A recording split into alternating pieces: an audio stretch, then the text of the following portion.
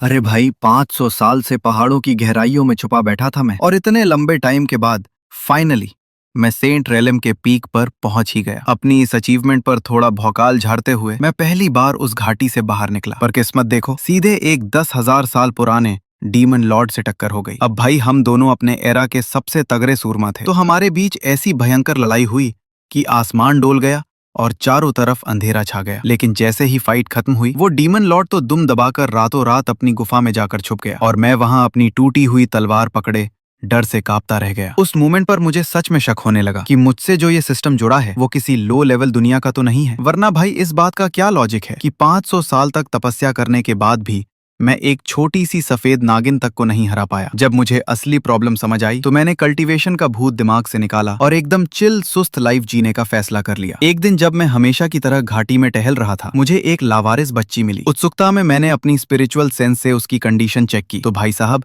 मेरी आंखें फटी की फटी रह गईं। उसकी बॉडी में खून की एक बूंद तक नहीं बची थी, फिर भी वो किसी तरह जिंदा थी। इस छोटे से चमत्कार को देखकर मेरा दिल पिघल गया और मैंने इसे खुद पालने का सोच लिया। थोड़ा सोचने के बाद मैंने अपने अंदर की असली ताकत से प्राचीन मंत्रों से लैस खून की एक बूंद तैयार की। जैसे ही वो आखिरी ब्लड रून उस बच्ची के सीने में गया, आसमान में बिग डिपर के सातों तारे एक साथ चमक उठे। उसके चेहरे पर धीरे धीरे लौटती रौनक को देखकर मैं मुस्कुराया और बोला, आज से तेरा नाम चेन शिंग काई है। देखते ही देखते 6 साल बीत गए। जिस बच्ची को मैंने बचाया था वो अब एक प्यारी सी छोटी बच्ची बन चुकी थी। भले ही मैं खुद को एक निकम्मा बाप समझता था, पर मैं अपनी बेटी को एक ब्राइट फ्यूचर देना चाहता था। इसलिए जब वो 5 साल की हुई, मैंने उसे कल्टीवेशन सिखाना शुरू कर दिया। इस वक्त शिंग काई जमीन पर पालथी मारकर बैठी थी और उसकी बॉडी के चारों तरफ एक रहस्यमयी रोशनी बह रही थी। साफ दिख रहा था कि कल्टीवेशन को लेकर उसकी समझ एक अलग ही लेवल पर पहुंच चुकी थी। बाहर की किसी भी संप्रदाय में उसे पलकों पर बिठाकर रखा जाता, पर बदकिस्मती से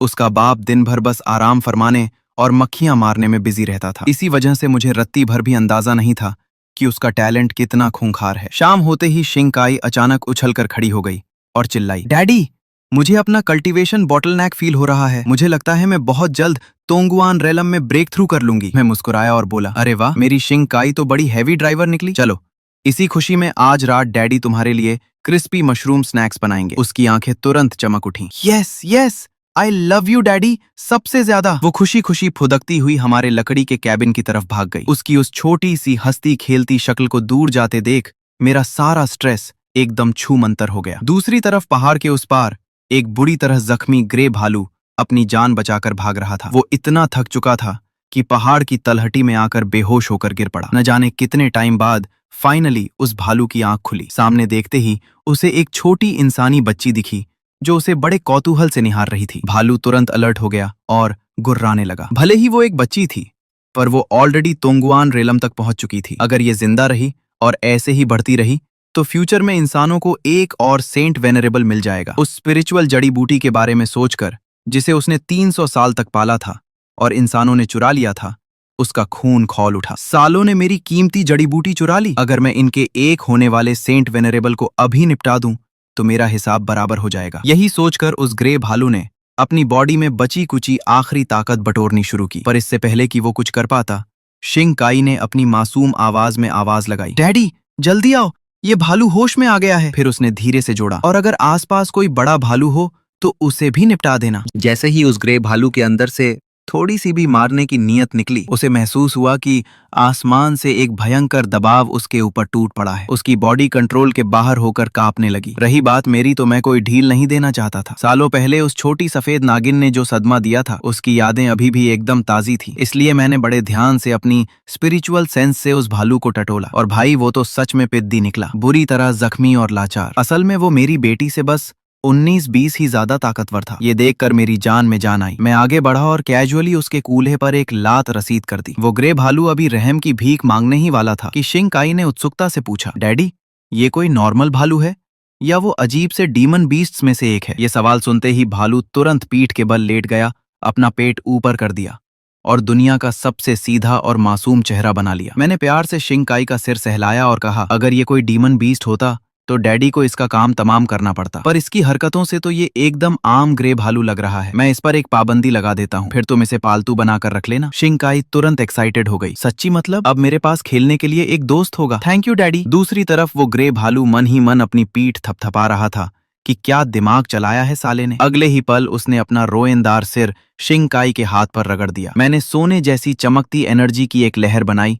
और भालू के माथे पर टच कर दी। उसी पल भालू को फील हुआ कि उसके पुराने जख्म बड़ी तेजी से भर रहे हैं। मैंने समझाया, मैंने इसकी बॉडी के अंदर एक रिस्ट्रिक्शन सेट कर दी है। अगर इसने कभी भी तुम्हें चोट पहुंचाने की सोची तो इसे ऐसा असहनीय दर्द होगा कि नानी याद आ जाएगी। शिंकाई ने खुशी से ताली बजाई। ये तो बहुत बढ़िया है लिटिल ग्रे, चलो मैं तुम्हें अपने लगाए हुए फलों के पेड़ दिखाती हूँ। भालू की इतनी औकात कहाँ की मना करे। वो चुपचाप उस छोटी बच्ची के पीछे पीछे जंगल की गहराई में चल दिया। चलते चलते उसके दिमाग में एक शातिर आइडिया आया। अगर मैं किसी तरह इस इंसानी बच्ची को अपने कंट्रोल में कर लूं तो क्या मैं इनडायरेक्टली उस खतरनाक सेंट वेनरेबल को भी कंट्रोल नहीं कर पाऊंगा। भालू अभी अपनी ही ख्याली पुलाव पकाने में बिजी था कि अचानक उसने नोटिस किया कि शिंकाई रुक गई है। वो बस उससे टकराते टकराते बचा।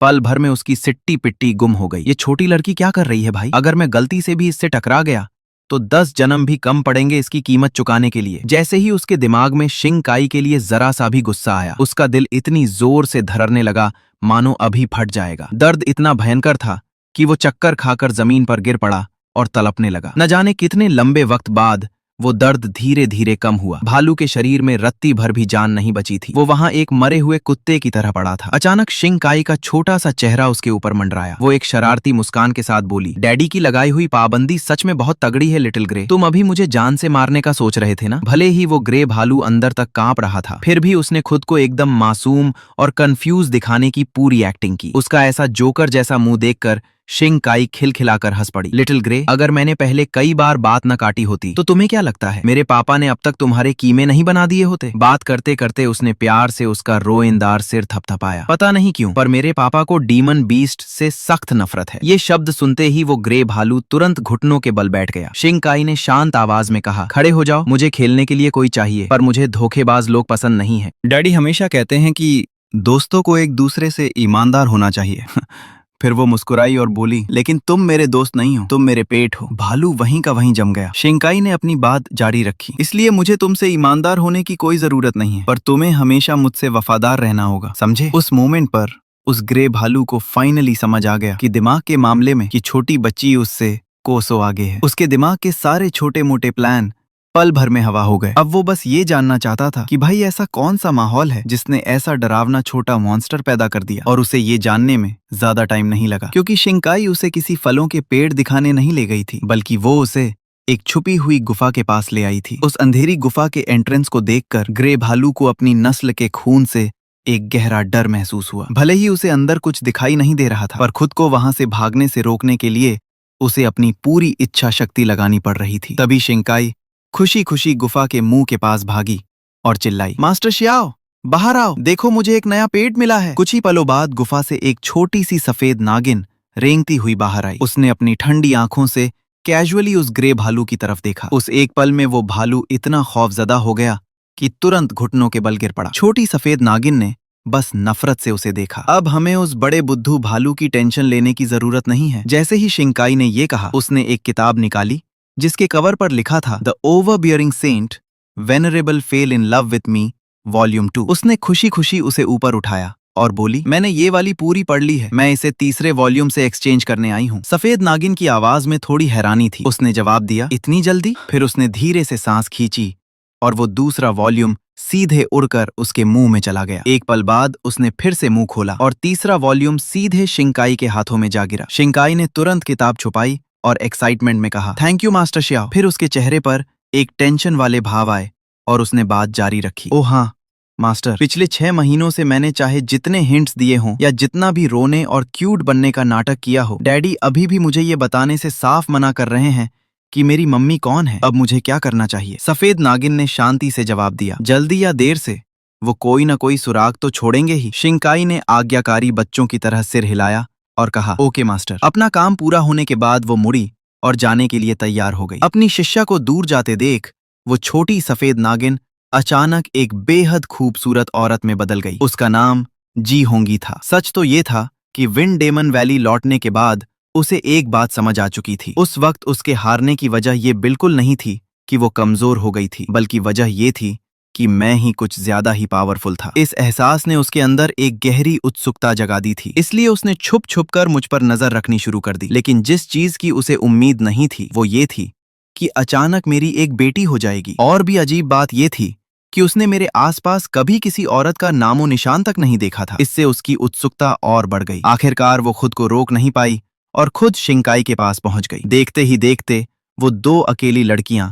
एक छोटी और एक बड़ी, एक दूसरे के बेहद करीब आ गईं। जी होंगी ने न सिर्फ शिंकाई को कल्टीवेशन में गाइड किया बल्कि सालों से कलेक्ट की हुई अपनी नॉवेल्स भी उसके साथ शेयर की। अपनी एक बातचीत के दौरान जी होंगी ने कैजुअली मेरे किसी संभावित दाव कंपेनियन, जीवन साथी के बारे में जानने की इच्छा जताई थी। बस फिर क्या था, 6 साल की शिंकाई ने तुरंत अपना सीना ठोका और प्रॉमिस कर दिया कि वो उसके लिए पूरी जासूसी करेगी। और इसके कुछ ही समय बाद मुझे फील होने लगा कि चीजें कुछ ज्यादा ही अजीब हो रही हैं। जब भी मैं शिंकाई को घाटी में टहलाने ले जाता और हमें पेड़ की डाली पर दो चिड़ियां साथ बैठी दिखती तो वो तुरंत उनकी तरफ इशारा करके कहती, पापा देखो वो दोनों साथ में कितने खुश लग रहे हैं। जाहिर है मैं समझ जाता था कि वो किसी चीज की तरफ इशारा कर रही है। जब ऐसी बातें बार बार होने लगीं तो मुझे शक होने लगा कि शिंकाई मुझसे कुछ छुपा रही है, अपनी बेटी की सुरक्षा को लेकर परेशान। मैंने चुपके से जांच का फैसला किया। एक दिन मैं चुपचाप उस गुफा की तरफ बढ़ा जहां शिंकाई अक्सर जाती थी। खुद को पूरी तरह छुपाकर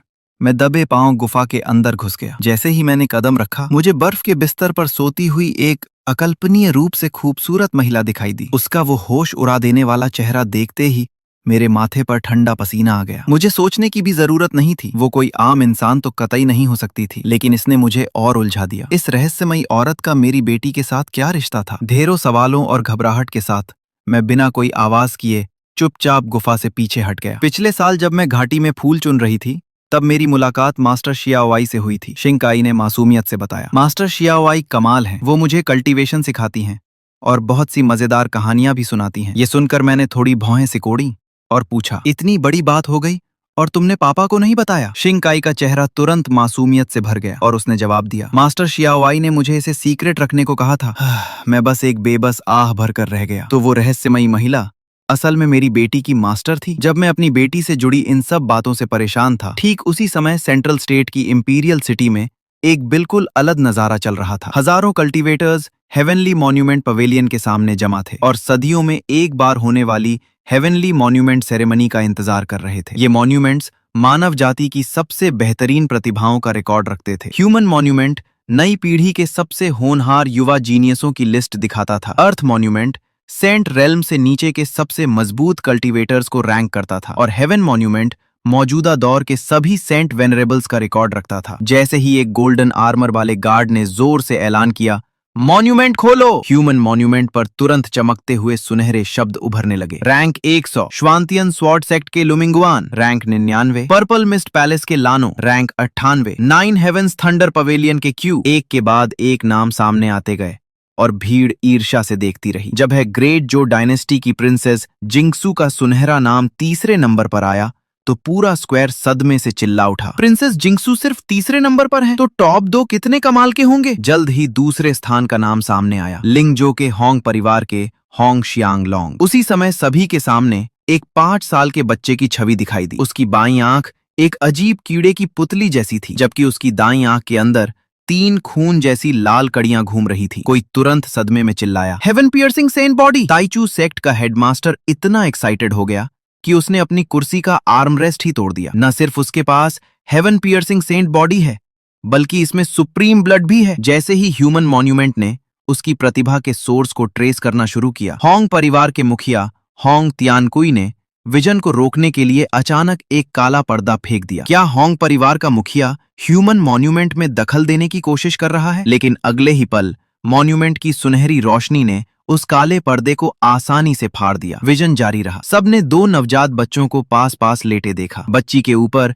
एक विशाल ब्लड पर्ल तैर रहा था जो लालच से उसका खून सोख रहा था। जैसे ही उसका सारा खून निचोड़ लिया गया, उसके शरीर के अंदर से एक गहरा लाल ब्लड पर्ल निकला। ये पौराणिक सुप्रीम ब्लड था। जैसे ही ये दिखा, एक आदमी ने इसे झपट्टा मारकर पकड़ा और जबरन उस बच्चे के शरीर में प्लांट कर दिया। पूरी भीड़ गुस्से से भड़क उठी। क्या जानवर है, उसने अपने ही बेटे का टैलेंट बढ़ाने के लिए अपनी बेटी का खून निचोड़ लिया। लेकिन फिर कुछ और भी चौंकाने वाला हुआ। ह्यूमन मॉन्यूमेंट ने धीरे धीरे नंबर 1 जीनियस का नाम दिखाया। होंग्यू चान फिर भी सबकी आंखों के सामने वो नाम अचानक घूमा और एक बिल्कुल अलग नाम में बदल गया, चैन शिंग काई। भीड़ तुरंत पागल हो गई। ये बदल गया नाम, सच में बदल गया। हर कोई जानता था कि ह्यूमन मॉन्यूमेंट अमर लोक से आया है और अपने आप किसी के असली ओरिजिन को ट्रेस करता है। अगर नाम बदला तो इसका मतलब था कि उस इंसान ने अपनी पुरानी पहचान को पूरी तरह से छोड़ दिया है। होंग तियान की बेटी से जुड़े इस घोटाले के बाद गुस्से से तमतमाया होंग परिवार तुरंत स्क्वायर छोड़कर चला गया। ह्यूमन मॉन्यूमेंट की सुनहरी रोशनी फीकी पड़ने के बाद ही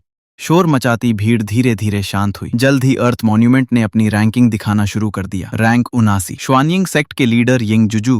ह्यूमन मॉन्यूमेंट की तुलना में अर्थ मॉन्यूमेंट की रैंकिंग में शायद ही कोई बदलाव हुआ। जैसा कि उम्मीद थी, नंबर 1 पोजीशन अभी भी ग्रेट जो डायनेस्टी के चुनफोंग के पास थी। अर्थ मॉन्यूमेंट खत्म होने के बाद आखिरकार ग्रैंड फिनाले की बारी आई। हेवन मॉन्यूमेंट इस पल स्क्वायर में मौजूद हर शख्स ने अपनी सांसें थाम ली थी। सुनहरे शब्द धीरे धीरे उभरे। रैंक 12 यूनफू के सेंट लॉर्ड चू हुआई, जो पूरा स्क्वायर तुरंत चर्चाओं में डूब गया। चू हुआई जो पिछले लगभग 3000 वर्षों में सेंट रेल्म तक पहुंचने वाले एक लौते इंसान थे। आखिरी रैंक पर होना अपने आप में हैरान करने वाला नहीं था। दिक्कत ये थी कि पिछली सेरेमनी में वो 11वें स्थान पर थे। हर किसी के दिमाग में एक खौफनाक ख्याल बनने लगा। जैसे जैसे जाने पहचाने नाम एक के बाद एक आते गए, माहौल और भारी होता गया। फिर जब आखिरकार दूसरे स्थान की रैंकिंग सामने आई तो पूरे स्क्वायर में सन्नाटा पसर गया। किसी की बोलने की हिम्मत नहीं हुई। फिर भी बहती सुनहरी रोशनी अभी रुकी नहीं थी। आखिरकार प्राचीन सुनहरे टेक्स्ट की आखिरी लाइन दिखाई दी। Rank 1 chain चेनन। ठीक उसी पल वापस घाटी में शिंग काई की साफ आवाज ने अचानक मेरे विचारों को तोड़ दिया। पापा, आप क्या सोच रहे हो? जब से आप खाना बना रहे हो आपका ध्यान कहीं और है। मैंने उसकी तरफ देखा और पूछा, पापा तुमसे कुछ पूछना चाहते हैं? वो जो मास्टर शियाओवाई तुमने बताई, क्या उन्हें कुछ खास पसंद है? जैसे ही शिंग काई ने ये सुना,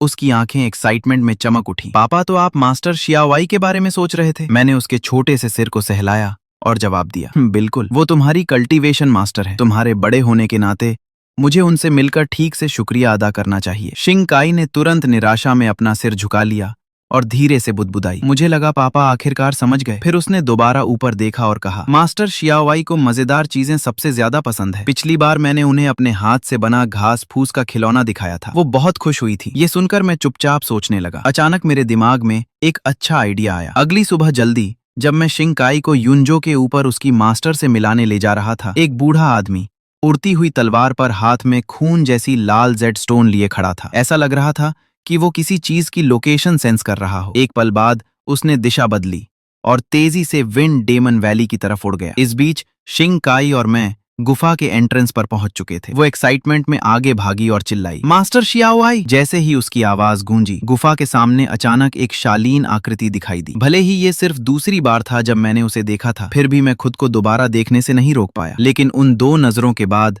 मेरे दिल में एक अजीब सा एहसास हुआ। ऐसा लगा जैसे मैंने उसे पहले कहीं देखा हो। उसी समय सफेद कपड़ों वाली महिला ने चुपचाप मेरी तरफ देखा और मन में सोचा, ये आदमी फिर से और मजबूत हो गया है। हम दोनों बस गुफा के एंट्रेंस पर खड़े होकर एक दूसरे को घूरते रहे। तभी शिंग काई खुशी खुशी हमारे बीच आई और हमारा इंट्रोडक्शन कराया। पापा, ये मेरी मास्टर शियाओवाई हैं। मैंने सम्मान से हाथ जोड़े और कहा, मैं आज खास तौर पर अपनी बेटी को सिखाने के लिए आपका शुक्रिया अदा करने आया हूँ। बोलते हुए मैंने लकड़ी का एक चेस बोर्ड निकाला। ये छोटी सी चीज मैंने खुद बनाई है। ये थोड़ी साधारण हो सकती है, लेकिन उम्मीद है कि आप इसे नापसंद नहीं करेंगी। जब मैंने उसे ध्यान से चेस बोर्ड रखते देखा तो मेरे दिल की चिंता आखिरकार कम हो गई। लेकिन फिर अचानक एक और ख्याल आया, क्या उसे पता चल गया होगा कि मैं पहले चुपके से गुफा में घुसा था? माहौल भांपते हुए मैंने सावधानी से कहा, पिछली बार जो हुआ उसके बारे में मैं काफी रूड था। इससे पहले कि मैं अपनी बात पूरी करता, उसने तुरंत जवाब दिया, एक्सप्लेन करने की जरूरत नहीं है। चूंकि आपने मुझे पहचान ही लिया है तो मान लेते हैं कि वो घटना कभी हुई ही नहीं थी। उसके जवाब ने तुरंत मेरे दिल की धड़कन बढ़ा दी। तो उसने सच में पकड़ लिया था कि मैं चुपके से गुफा में घुसा था। हालांकि उसके लहजे से लगा कि उसकी इस मामले को आगे बढ़ाने में कोई दिलचस्पी नहीं थी। इसलिए मैंने भी तुरंत बात संभालते हुए कहा, आप बिल्कुल ठीक कह रही हैं। उस समय मेरा वाकई कोई बुरा इरादा नहीं था। उसने सिर हिलाया। बढ़िया। हम दोनों एक दूसरे को देखकर मुस्कुराए, इस बात से पूरी तरह अनजान कि हम दो बिल्कुल अलग चीजों के बारे में बात कर रहे थे। काफी देर तक बातें करने के बाद मैं आखिरकार खड़ा हुआ और जाने के लिए तैयार हुआ। इस बीच आसमान में ऊंचाई पर वूबो नाम का एक बूढ़ा आदमी 6 साल पहले की घटनाओं को याद कर रहा था। तब परिवार के मुखिया ने उसे इटर्निटी की प्राचीन गुफा के अंदर मरती हुई युवा बच्ची को छोड़ने का आदेश दिया था। हालांकि चिंगो की एक अनाम घाटी से गुजरते समय आसमान की ठंडी हवा ने वूबो को हकीकत में वापस ला दिया। उसने आगे देखा और अपनी यात्रा जारी रखने से पहले खुद से कुछ बुदबुदाया। 2.5 घंटे बाद वो आखिरकार विंड डेमन वैली पहुंच गया। उसने अभी कुछ ही कदम बढ़ाए थे कि पास की झाड़ी से अचानक सरसराहट की आवाज आई। वूबो ने तुरंत अपनी तलवार पकड़ ली और लड़ाई के लिए तैयार हो गया। एक पल बाद झाड़ियों से अचानक एक बड़ा ग्रे भालू बाहर कूदा, लेकिन इससे पहले कि वूबो कुछ रिएक्ट कर पाता, भालू मुड़ा और जितनी तेजी से हो सके भागने लगा। वूबो तुरंत एक सरसराहट के साथ उसके सामने आ गया। ग्रे भालू ने इतनी जोर से ब्रेक मारा कि उसकी नाक तलवार की नोक को छूने ही वाली थी। वूबो ने उसे घूरते हुए कड़े लहजे में कहा, मैं आखिरी बार पूछ रहा हूँ, क्या तुम चेन शिंग काई नाम के किसी शख्स को जानते हो? तभी अचानक उसके पीछे से एक शांत आवाज आई, अगर मैंने ठीक सुना तो क्या तुमने अभी चेन शिंग काई का नाम लिया? वूबो तुरंत मुड़ा। वहां एक युवक खड़ा था जिसकी कोई कल्टीवेशन दिखाई नहीं दे रही थी। वूबो ने अपनी आंखें सिकोड़ी और पूछा, तुम कौन हो? मैंने उसकी तरफ देखा और जवाब दिया, तुम मेरी जमीन पर खड़े हो, मेरे भालू को खदेड़ रहे हो और मेरी बेटी का नाम चिल्ला रहे हो। अब तुम मुझसे पूछ रहे हो कि मैं कौन हूँ? जैसे ही वूबो ने ये सुना, उसकी आंखें चमक उठी। तुम्हारी बेटी? बढ़िया, इससे काम आसान हो गया। बिना एक और शब्द कहे उसने मुझ पर तलवार चला दी, लेकिन तलवार मेरे शरीर से 3 इंच दूर रहते ही टुकड़ों में बिखर गई। वूबो का चेहरा तुरंत बदल गया। इससे पहले कि वो आगे कुछ सोच पाता, उसने तुरंत एक ऐसा प्रतिबंधित खजाना बाहर फेंका जो लॉन्गविटी रेल्म के कल्टीवेटर को मारने के लिए काफी था, मगर मैंने सिर्फ अपनी उंगलियां चटका दी। वो खजाना हवा में ही अनगिनत टुकड़ों में ब्लास्ट हो गया। वूबो लड़खड़ाते हुए पीछे हटा और अविश्वास में चिल्लाया, ये इम्पॉसिबल है, तुम आखिर हो कौन? मैंने शांति से उसकी तरफ देखा और कहा, तुमने अभी तक मेरे सवाल का जवाब नहीं दिया। ये समझते हुए कि स्थिति उसके बस से बिल्कुल बाहर थी, वूबो ने तुरंत सम्मान से हाथ जोड़े। मैं परिवार के मुखिया के आदेश पर हूँ, परिवार के ब्लड लाइन के एक मेंबर को खोजने आया हूँ। जिस लड़की को आपने पाला है वो असल में हमारे होंग परिवार की सबसे बड़ी बेटी है, होंग यू चान। मैंने अपना सिर हिलाया, कभी नाम नहीं सुना। शिंग काई मेरी बेटी है, उसका तुम्हारे होंग परिवार से कोई लेना देना नहीं है। वूबो का चेहरा गंभीर हो गया। ये कहने से पहले आपको ठीक से सोच लेना चाहिए। बोलते हुए उसने एक गहरा लाल कमांड टोकन निकाला। ये एक हेवन स्प्लिटिंग ऑर्डर है जिसे पर्सनली होंग परिवार के पूर्वज ने बनाया है। एक बार एक्टिवेट होने के बाद होंग परिवार का हर एक्सपर्ट तुरंत यहाँ पहुंच जाएगा। 1000 मील के दायरे में सब कुछ राख में बदल जाएगा। मैंने टोकन की तरफ इशारा किया और कहा, करो, एक्टिवेट करो, देखते हैं ये वाकई इतना दमदार है क्या? वूबो गुस्से में हंसा, ठीक है, जब तुम खुद मौत ढूंढ रहे हो तो मुझे दोष मत देना। उसने अपनी पूरी ट्रू एनर्जी टोकन में झोंक दी और उसे आसमान की तरफ फेंक दिया। वो टोकन तुरंत आसमान की तरफ भागती एक लाल रोशनी की लकीर बन गया, लेकिन इससे पहले कि वो ज्यादा दूर जा पाता, उसके ऊपर अचानक एक विशाल काला हाथ प्रकट हुआ। उस हाथ ने भींचकर मुट्ठी बनाई और पलक झपकते ही टोकन का कचरा कर दिया। वूबो का मुंह खुला का खुला रह गया, उसका जबड़ा जमीन से जा टकराया। उस पल आखिरकार उसे एक खौफनाक बात समझ आई। सामने खड़ा ये युवक कोई और नहीं बल्कि एक सेंट वेनरेबल था। जैसे ही मैं उसे खलास करने वाला था, अचानक मेरे पीछे से एक चुलबुली आवाज आई, पापा, मैंने बहुत सारे मशरूम तोड़े हैं, क्या आज रात हम मशरूम सूप बना सकते हैं? करीब 5 से 6 साल की एक छोटी बच्ची मशरूम से भरी टोकरी लिए दौड़ती हुई आई। कई साल बीतने के बाद भी वूबो ने उसे तुरंत पहचान लिया। उसकी आंखों में आंसू आ गए। नन्ही शिंग काई दौड़कर मेरे पास आई और उसे उत्सुकता से देखने लगी। पापा, ये दादाजी कौन है? ये जानते हुए कि वो आज जिंदा नहीं बचेगा, वूबो ने वो सब कुछ बताने का फैसला किया जो वो जानता था। उसने होंग यू चान और होंग परिवार का पूरा सच उगल दिया। अपनी बात खत्म करके उसने एक लंबी ठंडी सांस ली, मानो बरसों का बोझ उसके सीने से उतर गया हो। शिंग काई चुपचाप सुनती रही और अपना सिर झुकाए रखा। एक लंबे सन्नाटे के बाद उसने धीरे से ऊपर देखा। आंसू रोकने की वजह से उसकी आंखें लाल थीं। उस होंगयान नाम की दीदी की जिंदगी कितनी दुख भरी थी। फिर वो थोड़ा करीब आई और मेरे हाथ को कस कर पकड़ लिया। पापा ही सबसे अच्छे हैं। तब मुझे एहसास हुआ कि उसने इस कहानी को खुद से जोड़ा ही नहीं था। मैंने और वूबो ने एक दूसरे को देखा और चुपचाप तय किया कि अभी सच सामने नहीं लाएंगे। कुछ पलों बाद शिंग काई ने अपने आंसू पोंछे और धीरे से कहा, पापा, मैं मास्टर शियाओ वाई से मिलने जा रही हूँ। मैंने प्यार से उसका सिर सहलाया। जाओ बेटा। शिंग काई ने सिर हिलाया और धीरे धीरे चली गई। उसका छोटा सा वजूद अजीब तरह से अकेला लग रहा था। उसके ओझल होते ही मैं वूबो की तरफ मुड़ा। तुम्हें तो आज मर जाना चाहिए था, लेकिन 6 साल पहले तुमने उसे जीने का मौका देकर जो हमदर्दी दिखाई थी, उसकी वजह से मैं तुम्हें छोड़ रहा हूँ। तुम्हारे पास 2 रास्ते हैं। पहला, मैं तुम्हें अभी मार दूं। दूसरा, मैं तुम पर एक रेस्ट्रिक्शन लगा दूं और तुम इसी घाटी में रहकर शिंग काई की देखभाल करो। इसे उसके उस घटिया बाप के पापों का प्रायश्चित समझो। वूबो 1 सेकंड के लिए भी नहीं हिचकिचाया। मैं यहीं रुककर छोटी मालकिन की देखभाल करूंगा। मैंने अपना हाथ उठाया और उसके माथे को छूकर उसके अंदर एक रेस्ट्रिक्शन प्लांट कर दी। उस शाम वूबो ने नोटिस किया कि शिंग काई आंगन में अकेली उदास खड़ी थी। वो पास गया और धीरे से पूछा, क्या हुआ बेटा? शिंग काई कुछ देर चुप रही फिर बोली, असल में मुझे सब समझ आ गया है। मैं ही होंग यू चान हूं ना। मैंने अनजान बनने का नाटक इसलिए किया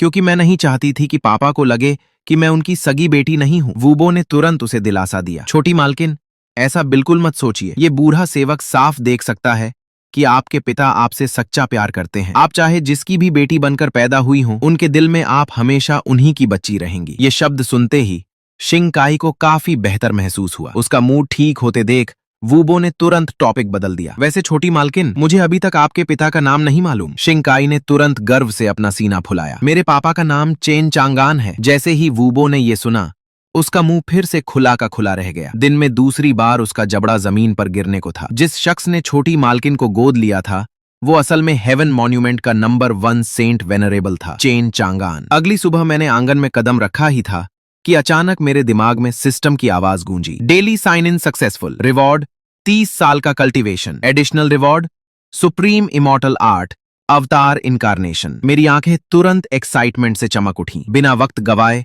मैंने एक अवतार क्रिएट किया। इतने सालों तक पहाड़ों में छुपे रहने के बाद मेरा अचानक मन हुआ कि बाहर निकलकर दुनिया देखी जाए। उसी समय गुफा के गहरे अंदर जीहोंग ले की असली बॉडी ने बर्फ पर लेटे लेटे अचानक अपनी आंखें खोली। वो धीरे से खड़ी हुई और सोच में डूब गई। 10,000 सालों से मैंने सच में नहीं देखा कि दुनिया कितनी बदल गई है। उसने हवा में लापरवाही से अपना हाथ लहराया और उसके सामने धीरे धीरे एक क्लोन प्रकट हो गया। जाओ, मेरे लिए दुनिया की सैर करो। 2.5 दिन बाद करीब 1000 मील का सफर तय करने के बाद मेरा अवतार एक छोटे से इन सराय में पहुंचा। भरपेट खाना खाने के बाद मैंने बिल चुकाने के लिए अपनी कमर की तरफ हाथ बढ़ाया। फिर मैं ठिठक गया। मैं इतने लंबे समय से पहाड़ों में छुपा था कि पूरी तरह भूल ही गया था कि इस दुनिया में लोगों को पैसों की जरूरत होती है। पास खड़ा वेटर तुरंत अजीब सा मुंह बनाने लगा। ठीक तभी मेरे बगल से एक ठंडी आवाज आई, इस भद्र पुरुष का बिल मैं दूंगा। मैंने तुरंत कृतज्ञता से उस युवक की तरफ देखा, लेकिन इससे पहले कि मैं उसका शुक्रिया अदा कर पाता, पास से एक ताने मारती आवाज ने टोक दिया, श्याओ यू, तुम खुद श्याओ फैमिली में बमुश्किल गुजारा कर रहे हो, फिर भी दानी बनने का नाटक कर रहे हो। उस यंग मास्टर की आंखों में सरासर मजाक था। अगर इन सालों में श्याओ लिंगर ने तुम्हें ना बचाया होता तो मैं उसके एक चेले ने तुरंत उसे बीच में ही रोका। यंग मास्टर चैंग, आपको बड़ी मालकिन का नाम ऐसे ही नहीं लेना चाहिए। चैंग शिया ने हुंकार भरी, डरने की क्या बात है, वो लड़की 2 साल पहले जा चुकी है। अब हर कोई जानता है कि श्याओ यू एक मजाक है। 5 साल पहले वो जेड मिस्ट रेल्म के पीक पर एक जीनियस था, लेकिन पिछले साल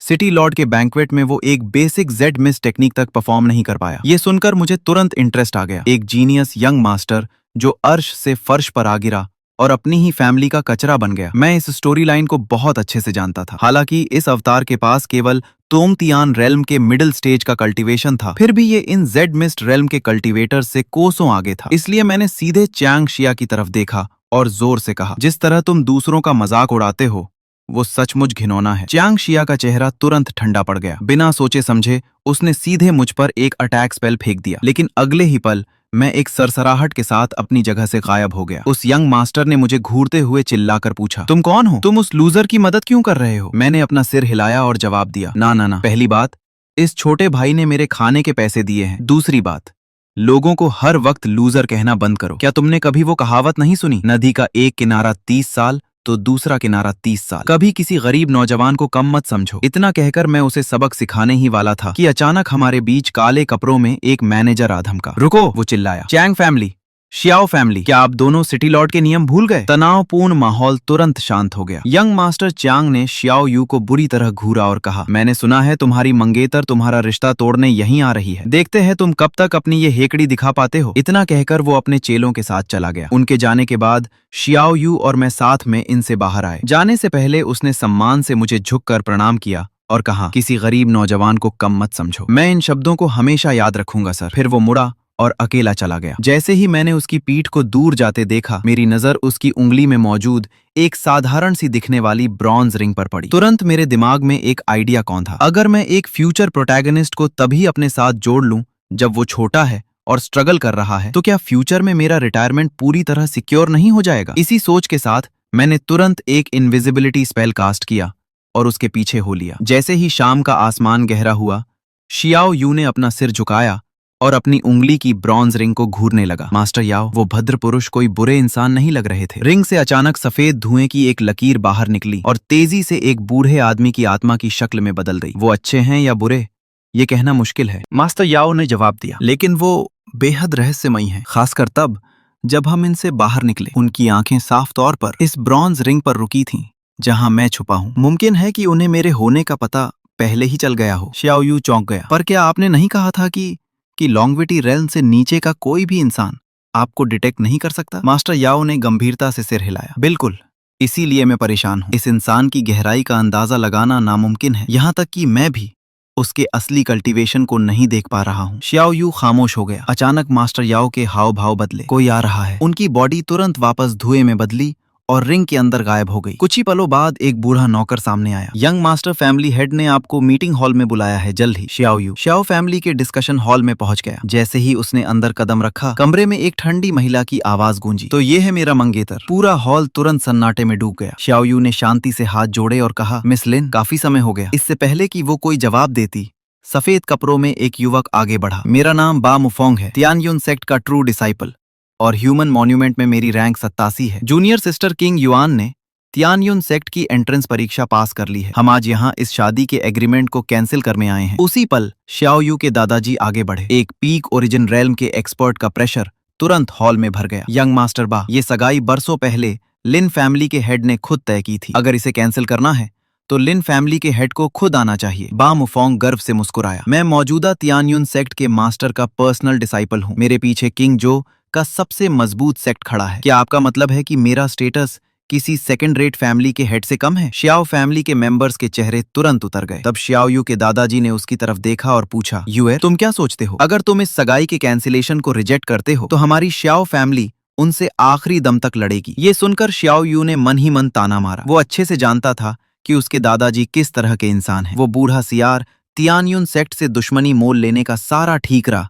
उसके सिर फोड़ने की कोशिश कर रहा था। चूंकि वे ये गेम खेलना चाहते थे, तो उसने उनके लिए एक और बड़ा गड्ढा खोदने का फैसला किया। बा मुफोंग की तरफ सीधे देखते हुए श्याओ यू ने जोर से ऐलान किया, मैं सगाई के कैंसिलेशन के लिए तैयार हूं, लेकिन मेरी एक शर्त है। सब उसकी तरफ देखने लगे। आज से 10 साल बाद मैं खुद तियानयुन सेक्ट आऊंगा और मिस लिन को चैलेंज करूंगा। अगर मैं जीता तो मुझे इनाम के तौर पर उनके सिर का वो फीनिक्स गोल्डन हेयर पिन चाहिए। जैसे ही उसने अपनी बात पूरी की, बा मुफोंग ने अपनी ट्रू एनर्जी एक्टिवेट कर दी। एक फ्लाइंग स्वॉर्ड तुरंत उसके सामने प्रकट हो गई। अगर दाव लगाना ही है तो इसे थोड़ा और मजेदार बनाते हैं। ये तलवार ब्राइट मून 1000 ऑटम्स मुझे मेरे मास्टर ने क्लाउड स्पिरिट पीक पर चढ़ने के बाद गिफ्ट की थी। ये एक टॉप ग्रेड फ्लाइंग स्वॉर्ड है। 10 साल बाद अगर तुम जीते तो ये तलवार तुम्हारी, लेकिन अगर तुम हारे तो मुझे श्याओ फैमिली का शवांतियन कॉल्ड्रॉन चाहिए। श्याओ फैमिली के लोगों का रंग उड़ गया। शवांतियन कॉल्ड्रॉन उनकी फैमिली की बुनियाद था। लेकिन इससे पहले कि कोई उसे रोकता, श्याओ यू ने अपनी उंगली काट ली। उसका खून एक लाल रोशनी में बदला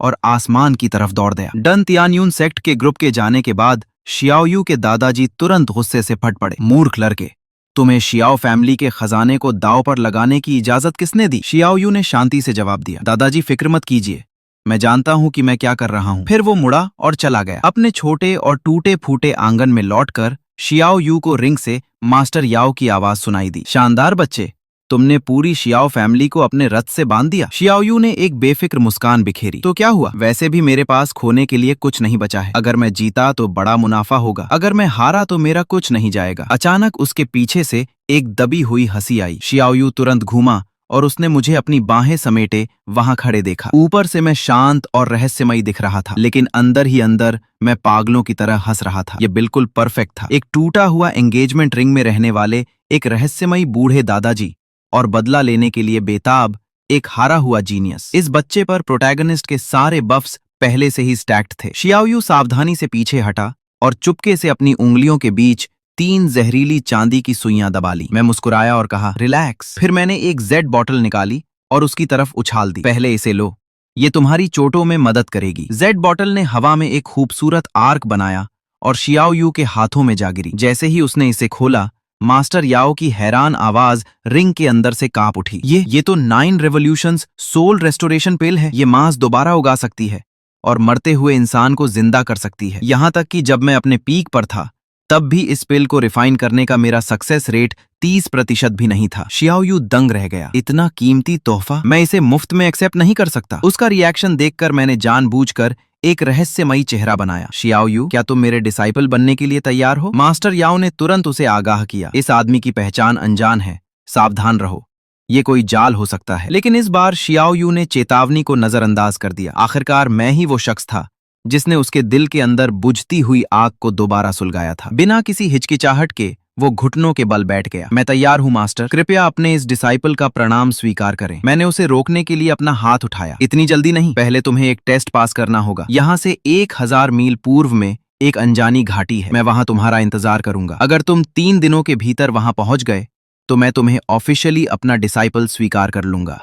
जैसे ही मैं बोलकर हटा, मेरा शरीर अनगिनत रोशनी के कणों में बदलकर गायब हो गया। शियाओ यू की आंखें फटी की फटी रह गईं। अवतार, इनकारनेशन, ये तो पौराणिक सुप्रीम इमॉर्टल टेक्निक है। इन मास्टर का बैकग्राउंड यकीनन कोई मामूली नहीं है। उसने अपनी मुट्ठियां कस कर भींच ली। चाहे जो हो जाए, मुझे ये टेस्ट पास करना ही होगा। उसी रात वो चुपके से शहर से भाग निकला। उधर शियाओ फैमिली में उसके गायब होने की खबर तुरंत शियाओ यू के दादाजी तक पहुंच गई। शियाओ शियानशान ने गुस्से में अपने हाथ का चाय का कप ही चकनाचूर कर दिया। निकम्मे गधों की फौज। 3 शैडो गार्ड्स मिलकर एक ऐसे लड़के पर नजर नहीं रख पाए जिसके मेरिडियंस डैमेज है। हेड स्टीवर्ड डर से कांपते हुए फर्श पर घुटनों के बल बैठ गया। तब शियाओ शियानशान ने कड़े लहजे में हुक्म दिया, हिडन गार्ड्स को तुरंत रवाना करो। काले कपड़ों वाले शख्स ने अपनी तलवार उठाई और शियाओ यू की तरफ इशारा किया। फैमिली हेड का ऑर्डर है, तुम जिंदा मिलो या मुर्दा, हमें तुम्हें वापस ले जाना है। बोलते ही एक फ्लाइंग स्वॉर्ड बिजली की रफ्तार से शियाओ यू की तरफ झपटी। हमला आते देख शियाओ यू फुर्ती से एक तरफ हटा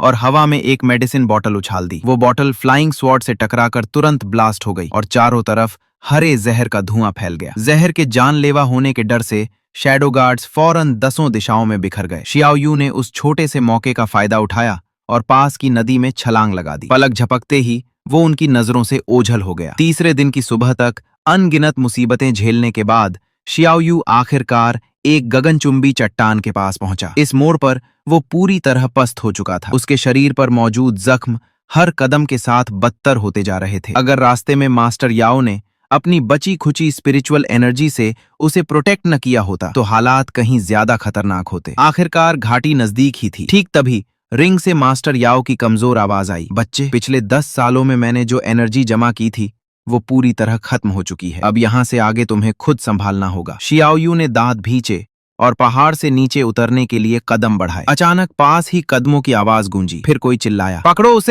उसे घाटी में मत घुसने देना। हवा को चीरता हुआ एक हमला हुआ। शियाओ यू की पीठ में एक तेज दर्द का धमाका हुआ। उसके चेहरे पर मायूसी छा गई और उसने बिना सोचे समझे सीधे खाई में छलांग लगा दी। हवा उसके कानों में साय साय कर रही थी। मास्टर याओ ने अपनी आखिरी बची हुई ताकत झोंक कर काले धुएं का एक घेरा बनाया जिसने शियाओ यू के गिरने की रफ्तार को धीमा कर दिया। शियाओ यू फूलों के एक मैदान में जा गिरा। क्या ये अंत है? अपनी धुंधली नजरों से उसने एक छोटी बच्ची की आकृति को अपनी तरफ आते देखा। भैया, क्या आपको चोट लगी है? शियाओ यू ने जवाब देने की कोशिश की, पर एक शब्द भी बोलने से पहले उसकी आंखों के आगे अंधेरा छा गया और वो बेहोश हो गया। घाटी के एंट्रेंस पर शैडो गार्ड्स नीचे कूदने की तैयारी कर रहे थे कि अचानक वो जहां के तहां जम गए। बेहोश शियाओ यू के पास एक बूढ़ा आदमी और एक छोटी बच्ची खड़े थे। सबसे बड़ी बात, उस बूढ़े शख्स से एक ऐसा खौफनाक प्रेशर निकल रहा था जिसने उन्हें पूरी तरह पंगु कर दिया था। तुरंत दफा हो जाओ। शैडो गार्ड्स की हिचकिचाने की हिम्मत नहीं हुई। वो मुड़े और अपनी जान बचाकर भागे। बाद में एक कमरे के अंदर शियाओ यू ने धीरे धीरे अपनी आंखें खोली। सबसे पहले उसे एक प्यारा सा छोटा चेहरा अपनी तरफ घूरता हुआ दिखा। भैया, आप जाग गए? शिंकाई ने खुशी से कहा। जैसे ही शियाओ यू ने मुझे पास खड़ा देखा, उसने अपनी चोटों की परवाह किए बिना जबरन बेड से उतरकर जमीन पर घुटने टेक दिए। मास्टर, कृपया अपने इस डिसाइपल का प्रणाम स्वीकार करें। इस नए नवेले डिसाइपल को देखकर मुझे काफी तसल्ली हुई। फिर मेरी नजर उसकी उंगली की ब्रॉन्ज रिंग पर गई। रिंग के अंदर सोती हुई आत्मा को देखकर अचानक मेरे दिमाग में एक अच्छा आइडिया आया। मैंने अपना हाथ उठाया। इससे पहले कि शियाओ यू कुछ समझ पाता, वो ब्रॉन्ज रिंग हवा में उड़ गई। मास्टर याओ, कोई बुरे इंसान नहीं है, शियाओ यू घबराहट में चिल्लाया। मैं जानता हूं, मैंने शांति से जवाब दिया। फिर मैंने अपनी ट्रू एनर्जी को सर्कुलेट करना शुरू किया। खाली हवा में मैंने धीरे धीरे एक इंसानी जिस्म का खाका खींचा। साथ ही मैंने सावधानी से मास्टर याओ की आत्मा को उसकी तरफ गाइड किया। अनगिनत रोशनी के कण आपस में जुड़ने लगे। धीरे धीरे लंबे चोगे वाले एक बुजुर्ग का शरीर ठोस रूप में आ गया। मास्टर याओ ने अचानक अपनी आंखें खोली और अविश्वास में अपने ही हाथों को देखने लगे। हवा में से शरीर बना दिया क्या? ये एक सेंट की ताकत है। उन्होंने तुरंत झुककर गहरा प्रणाम किया। मुझे दूसरी जिंदगी देने के लिए आपका शुक्रिया सेंट वेनरेबल। मास्टर याओ और शियाओ यू दोनों के चेहरों पर झटके के भाव देखकर मैं मन ही मन बहुत खुश हुआ। जैसा कि उम्मीद थी, ये अभी प्रोटैगनिस्ट के सफर का शुरुआती दौर था। ताकत की एक छोटी सी नुमाइश ही इन्हें अवाक करने के लिए काफी थी। फिर मैंने शियाओ यू को एक छोटा पोर्सिलेन का जार थमाया। ये लाइफ क्रिएशन पिल है, तुम्हारे मेरिडियंस बुरी तरह डैमेज हैं, इसे लो और आराम करो। इतना कहकर मैं शिंकाई के साथ कमरे से बाहर आ गया। कई दिन बीत गए। लाइफ क्रिएशन पिल लेने के बाद शियाओ यू की ताकत में जबरदस्त इजाफा हुआ। वो रोजाना उस 9 हेवेंस थंडर मैनुअल का कल्टीवेशन करने में वक्त बिताता था जो मैंने उसे सिखाया था। एक दोपहर लंच के बाद मैं आराम से एक रॉकिंग चेयर पर लेटा झपकी ले रहा था कि अचानक सिस्टम की आवाज आई। डिंग, सिस्टम अपडेट कंप्लीट। होस्ट ने सफलतापूर्वक एक डिसाइपल एक्सेप्ट कर लिया है। Paid training function unlock. System का इंटरफेस तुरंत बदल गया और एक नया आइकॉन दिखने लगा। उत्सुकता में मैंने उसे खोला और बारीकियों को ध्यान से पढ़ा। कुछ ही पलों में मैं पूरी तरह सन्न रह गया। ये so called paid training function असल में मेरे डिसाइपल्स को पेट्स पालतू की तरह ट्रीट कर सकता था। सबसे बड़ी बात, जैसे ही कोई डिसाइपल ग्रोथ के तय पड़ावों पर पहुंचेगा, सिस्टम से मिलने वाले रिवॉर्ड्स मेरी ताकत को तुरंत दोगुना कर देंगे। मेरी आंखें एक्साइटमेंट से फैल गईं। अगर ऐसा है तो मैं बस डिसाइपल्स एक्सेप्ट करता जाऊं और अजय बन जाऊं। जैसे ही ये ख्याल आया, मैंने तुरंत एक और अवतार क्रिएट कर लिया। इस बीच शियाओ फैमिली के मीटिंग हॉल में एक शैडो गार्ड जमीन पर घुटनों के बल बैठा था। फैमिली हेड, कृपया हमें माफ कर दें। घाटी की रखवाली करने वाला वो बूढ़ा आदमी कम से कम हाफ स्टेप लॉन्गविटी रेल्म पर था। हम सच में कुछ नहीं कर सकते थे शियाओ। शियाओ शियानशान ने टेबल पर हाथ मारा और दहाड़ा। बकवास, भला लॉन्गविटी रेल्म का कोई एक्सपर्ट किसी घाटी की रखवाली करने के लिए खुद को इतना नीचे गिराएगा? तुम साफ तौर पर बहाने बना रहे हो। ठीक तभी बाहर से तेज कदमों की आवाज गूंजी। शियाओ यू भाई कहाँ हैं? करीब 16 से 17 साल की एक युवा लड़की हॉल में दाखिल हुई। वो शियाओ लिंगर थी। शियाओ शियानशान ने भौहें सिकोड़ी। लिंगर, तुम अचानक वापस क्यों आ गई हो? शियाओ लिंगर ने जल्दी से कमरे में चारों तरफ देखा। दादाजी, शियाओ यू भाई कहाँ हैं? माहौल तुरंत अजीब हो गया। उसने जमीन पर बैठे शैडो गार्ड को नोटिस किया और फिर शियाओ शियानशान के उदास चेहरे को देखा। उसके दिल में एक बेहद बुरा एहसास जागा। शियाओ लिंगर अचानक मुड़ी और उसने एक जानी पहचानी दासी के कंधे पकड़ लिए। क्यों है? मुझे बताओ क्या हुआ है? दासी ने अपना सिर झुकाया और कांपती आवाज में जवाब दिया। मिस, यंग मास्टर शियाओ को तियान्युन सेक्ट के लोगों ने सगाई कैंसिल करने के लिए मजबूर किया। शियाओ लिंगर ने सावधानी से अपने चोगे से एक खूबसूरती से तराशा हुआ लकड़ी का बॉक्स निकाला और उसे अपने हाथों में कस कर पकड़ लिया। दादाजी ने कहा था कि ये पिल डैमेज्ड मेरिडियंस को दोबारा ठीक कर सकती है और किसी भी छुपे हुए जख्म को भर सकती है। वो धीरे से बुदबुदाई। क्षितिज की तरफ देखते हुए उसकी आंखें धीरे धीरे लाल हो गईं। शियाओ यू भाई, आपको मेरा इंतजार करना होगा। 2 साल पहले उसने शियाओ यू का कल्टीवेशन वापस लाने के लिए हर मुमकिन तरीका आजमाया था, पर कुछ काम नहीं आया। आखिरकार वो अपना घर छोड़कर अपने दादाजी से मदद मांगने दक्षिणी बंजर इलाके सदर्न वेस्टलैंड चली गई थी। मगर अब जब वो आखिरकार लौट आई थी तो सब कुछ बदल चुका था। उसी पल एक दुबला पतला बूढ़ा आदमी अचानक उसके पास प्रकट हुआ। मिस, इस बूढ़े सेवक ने यंग मास्टर शियाओ के ठिकाने की जांच कर ली है। वो पूर्व की तरफ गए हैं। मुझे मिली जानकारी के मुताबिक उन्होंने एक रहस्यमयी एक्सपर्ट को अपना मास्टर मान लिया है। शियाओ लिंगर ने तुरंत आंखों में पक्के इरादे की आग लिए आसमान की तरफ देखा। शियाओ यू भाई, लिंगर आपसे मिलने आ रही है। इस बीच घाटी छोड़ने के बाद मेरा अवतार लगातार उत्तर की तरफ बढ़ रहा था। जब भी मैं किसी छोटे शहर से गुजरता, मैं नए चिल्ड्रन ऑफ डेस्टिनी, किस्मत के धनी की तलाश करता। दुर्भाग्य से उन्हें ढूंढना समंदर में सुई खोजने जैसा था। आखिरकार मैंने इसे किस्मत के भरोसे छोड़ दिया। एक दिन मैं चिंगयोंग सिटी की ईस्टर्न मार्केट स्ट्रीट पर पहुंचा। मैंने लापरवाही से एक साधारण लकड़ी की टेबल लगाई और फॉर्च्यून टेलर ज्योतिष होने का नाटक करने लगा। पूरा दिन शांति से बीत गया। एक भी इंसान ऐसा नहीं मिला जो मेरे डिसाइपल बनने की शर्तों पर खरा उतरता। जैसे ही मैं निराश होकर अपना बोरिया बिस्तर समेटने की तैयारी कर रहा था, अचानक एक आकृति मेरी टेबल के सामने रुकी। सर, क्या आप मुझे एक अक्षर पढ़कर बता सकते हैं? ऊपर देखते ही मुझे करीब 15 साल का एक लड़का दिखा। न जाने क्यों उसे देखते ही पल भर के लिए मेरे दिल की धड़कन रुक गई। तुम कौन सा अक्षर पढ़वाना चाहते हो? लड़के ने ब्रश उठाया और कागज पर हाँ अक्षर लिख दिया। ठीक उसी पल सिस्टम ने मेरे दिमाग में उसका स्टेटस पैनल डिस्प्ले कर दिया। उसकी डेस्टिनी वैल्यू 100 थी, एक परफेक्ट स्कोर। यहाँ तक कि शियाओ यू, जो मेरा पहला डिसाइपल था, उसकी डेस्टिनी वैल्यू भी सिर्फ 85 थी। मेरा दिमाग तुरंत फुल स्पीड में दौड़ने लगा। कुछ देर सोचने के बाद आखिरकार मैंने उसकी किस्मत बताना शुरू किया। ये अक्षर शुरुआत में तो मजबूत है, लेकिन इसका आखिरी स्ट्रोक बहुत अचानक खत्म होता है। ये इशारा करता है कि निकट भविष्य में तुम्हें भारी दिक्कतों का सामना करना पड़ सकता है। हाँ यू के हाव भाव तुरंत बदल गए। लगभग अनजाने में उसने अपने कपड़ों के अंदर छुपे जेड गॉड कद्दू के आकार का ताबीज को छुआ। मेरी नजरों ने तुरंत उस छोटी सी हरकत को पकड़ लिया। ऐसा लगता था कि इस चाइल्ड ऑफ डेस्टिनी को अपनी खुद की कोई अपॉर्चुनिटी, अवसर पहले ही मिल चुकी थी। मैंने शांति से बात जारी रखी, लेकिन घबराने की कोई जरूरत नहीं है। इस अक्षर का स्ट्रक्चर ऊपर से कसा हुआ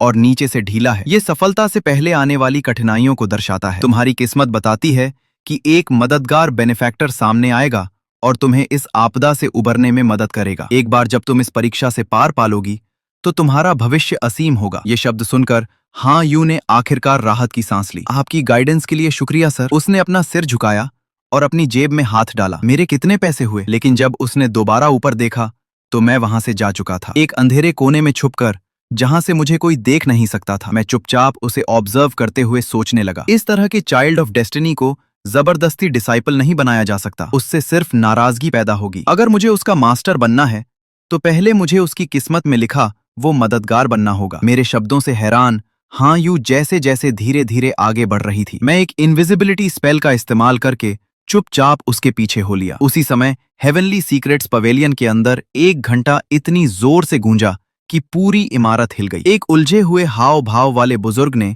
एक मिडिल एज्ड कल्टीवेटर को बुलाया। इमॉर्टल आर्टिफैक्ट रैंकिंग अपडेट हो गई है। 10वें नंबर का item heaven controlling jade god प्रकट हो चुका है। बोलते हुए उन्होंने उस मिडिल एज्ड आदमी की तरफ एक पीला कागज फेंका। इसमें उस जगह की अनुमानित लोकेशन है जहां ये आर्टिफैक्ट दिखा है। जाओ और जांच करो। याद रखना, अगर ये आर्टिफैक्ट किसी बड़े सेक्ट, किसी ताकतवर फैमिली या ग्रेट जो रॉयल फैमिली के हाथों में हो तो दखल मत देना। मिडिल एज्ड आदमी ने हिचकिचाते हुए पूछा, और अगर ये किसी वॉन्डरिंग कल्टीवेटर, घुमंतू साधु के हाथ लग गया हो तो? बूढ़े आदमी ने अपनी आंखें सिकोड़ी। अगर वो कोई वॉन्डरिंग कल्टीवेटर है तो फैसला खुद कर लेना। खजाने उन्हीं के होते हैं जो उन्हें संभाल कर रखने जितने मजबूत हों। मिडिल एज्ड आदमी हाथ जोड़कर चला गया। वो बुजुर्ग पीछे अकेले रह गए और खुद से बुदबुदाए, अभी कुछ दिन पहले ही चेन सरनेम का एक सेंट वेनरेबल अचानक हेवन रैंकिंग पर दिखाई दिया। अब एक इमॉर्टल आर्टिफैक्ट भी सतह पर आ गया है और इसके ऊपर बड़े सेक्ट्स और नोबल फैमिलीज चुपके से उस बहुत बड़े इवेंट की तैयारियां कर रहे हैं। ऐसा लगता है कि दुनिया में जल्द ही तहलका मचने वाला है। इस बीच